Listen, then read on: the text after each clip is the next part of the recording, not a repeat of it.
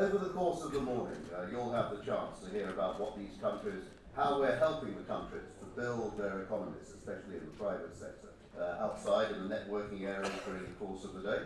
But let's get our... And welcome to my good friend, Johannes Hahn, Commissioner.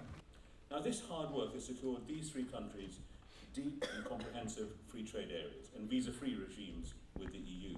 They're now closer to the rest of Europe than ever before.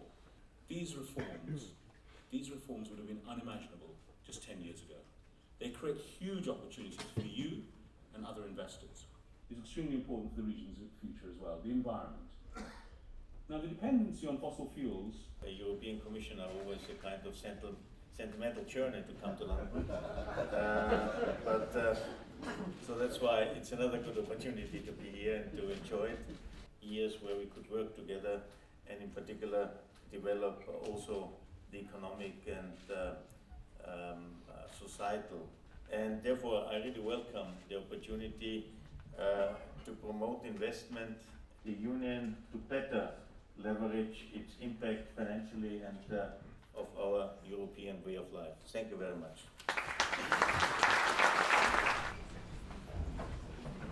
So, let's start with Armenia.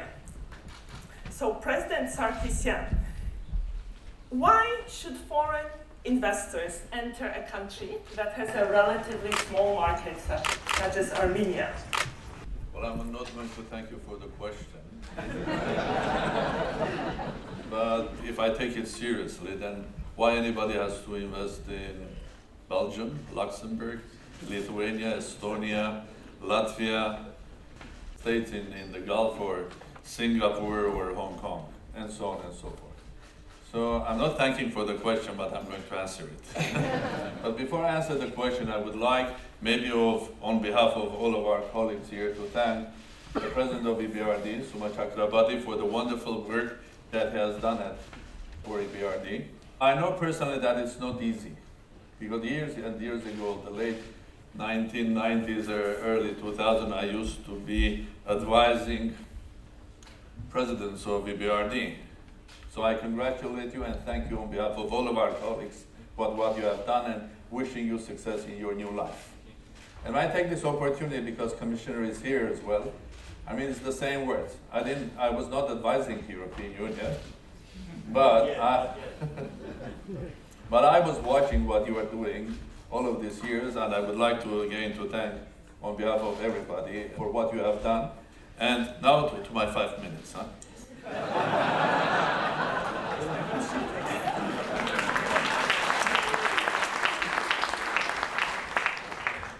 Now, there are probably 100 reasons what an investor could invest in Armenia, but I will not go for the 100th one. I will try to for a couple of one. First of all, the size of Armenia that you referred, yes? Well, yes, 3.5 billion state, but Armenia is a small state but a global nation. There are 4 or 5 times more Armenians living abroad. And a lot of them are now Armenian citizens as well.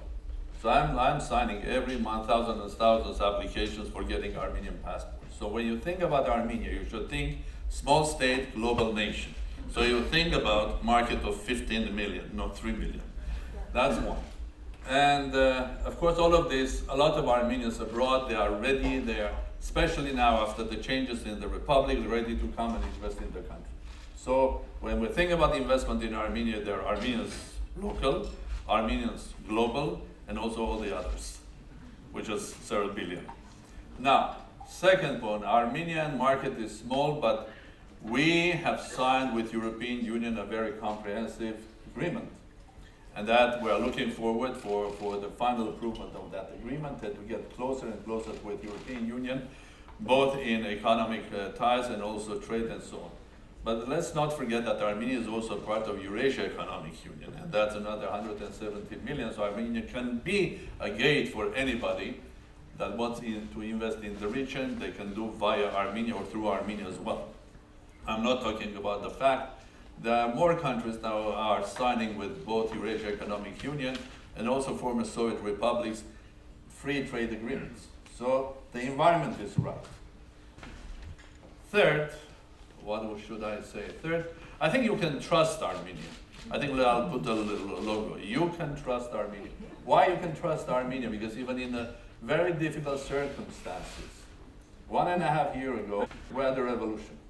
And a big revolution, a change, when completed the system. But that revolution was one of the rares on this planet when everything was happening in a proper human way.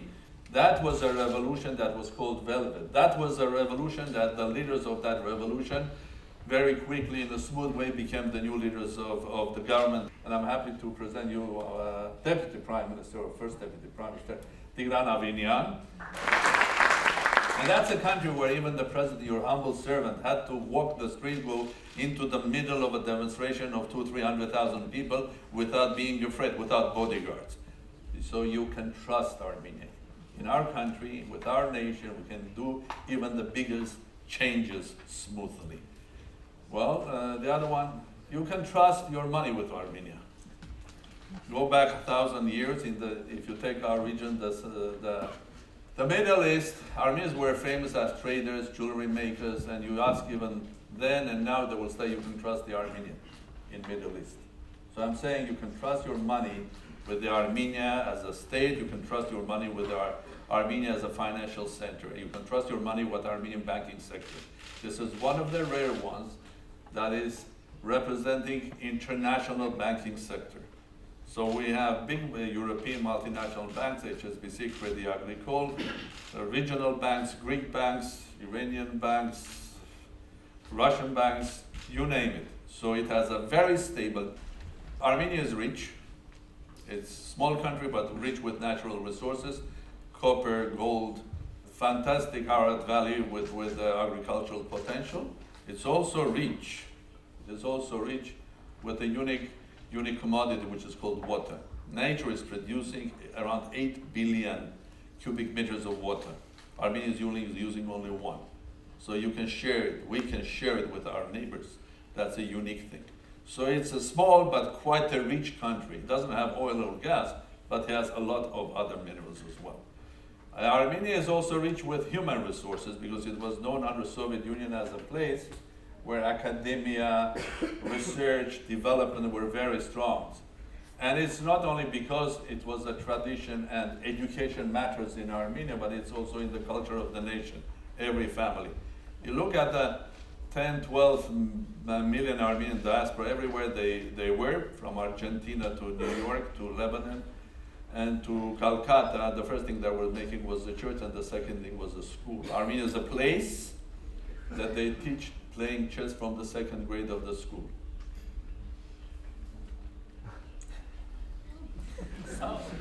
So I think the next one will be probably investment. Yeah. I think you can invest in Armenia, and with every investor you'll get a partner in Armenia. Investing in Armenia is also fun because Yerevan is becoming a fantastic place for entertainment. No, I am not joking, it's true. And then I would say that Armenia now is a young nation.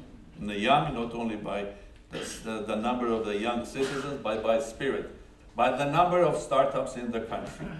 And the final one, this makes it what, 9 or 10? The final one, Armenia is focused to the future. And that is why, alongside with our natural resources industries, we are focusing on new technology, artificial intelligence, mathematical modeling, big data management. Even the president has his initiative because the president is also a specialist of mathematical modeling. So I invite you to Armenia. So,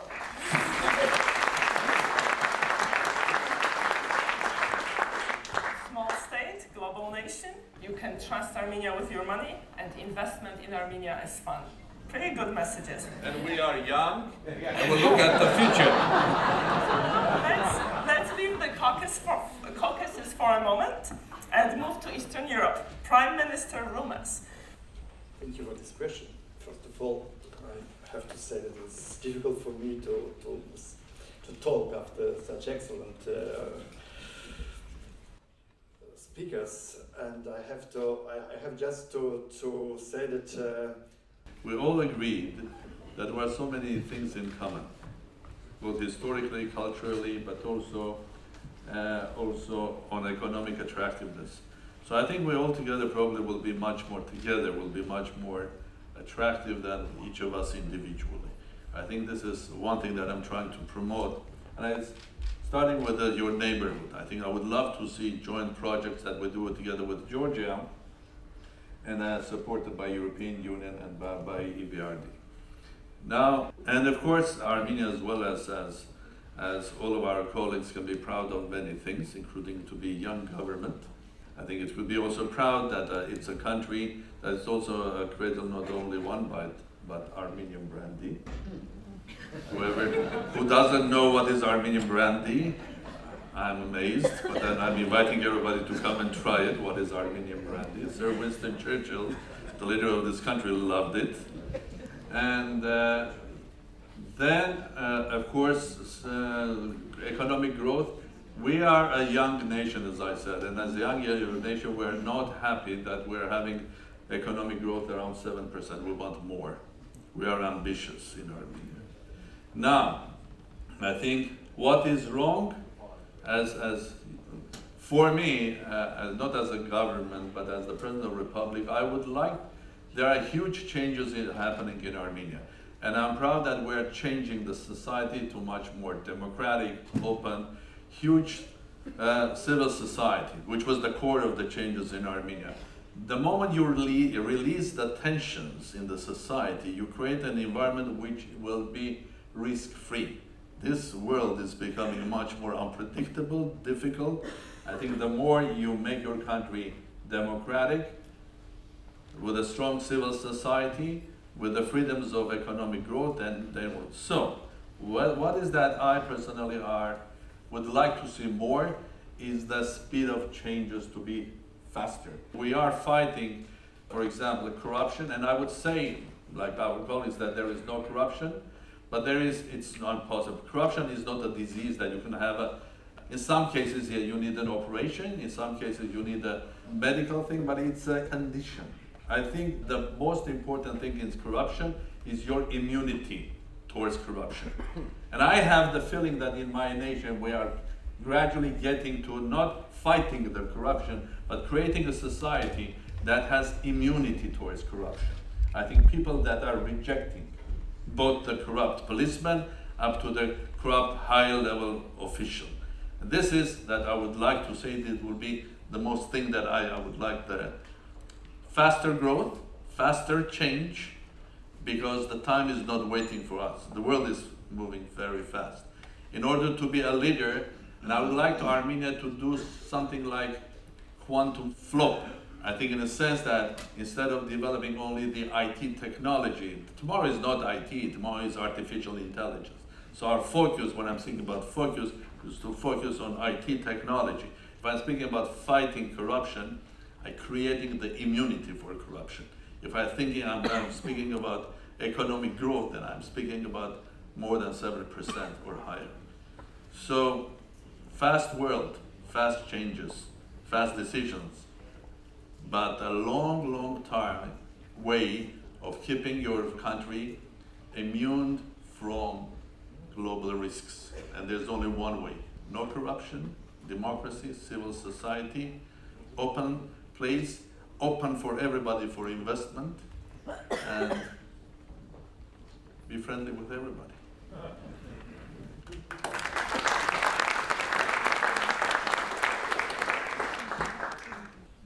and based on European values.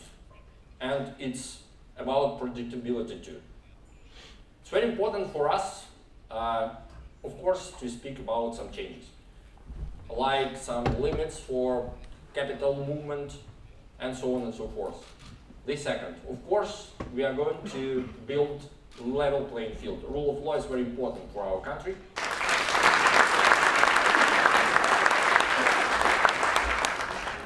Mr. President, what is the message you would like to leave us with? Well, I think you summarized it, but I'll try again myself. So whenever you think about Armenia, not necessarily you think about the Armenian brandy or wine. I think it's important that you think about high quality, ecologically clean agricultural and food processing.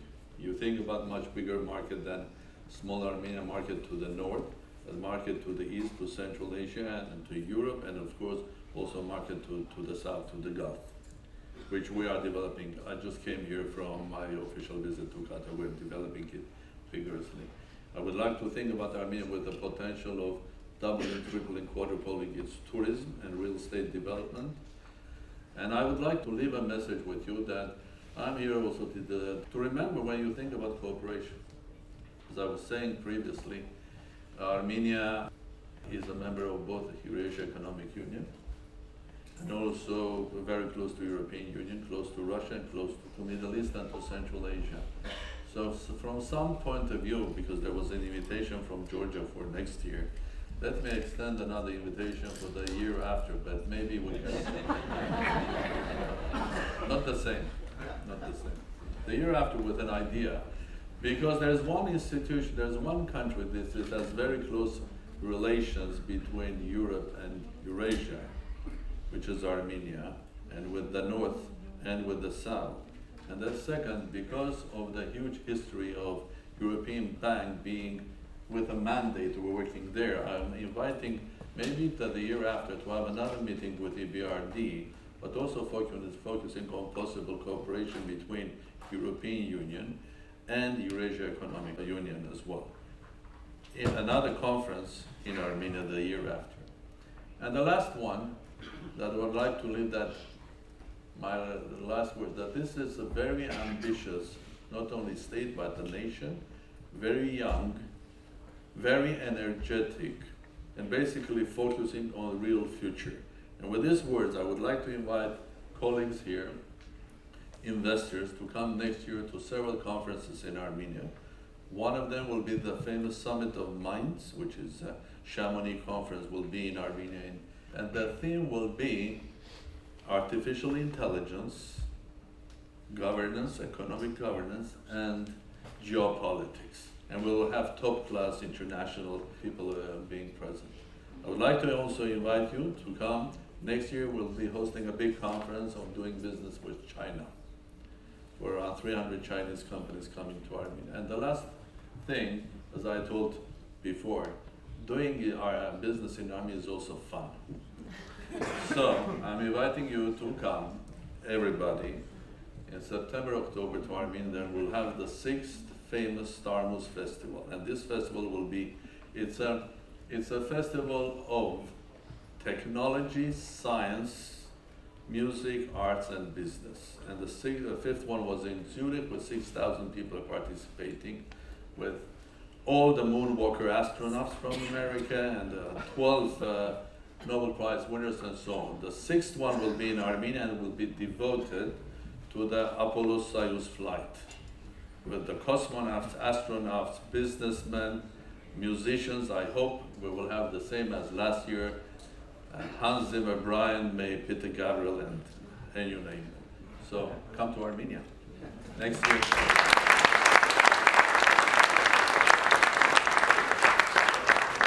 We'll be hearing from private investors about the opportunities and challenges in the countries. So all that is coming up, and obviously we'd like you back in here by 11:40 for that.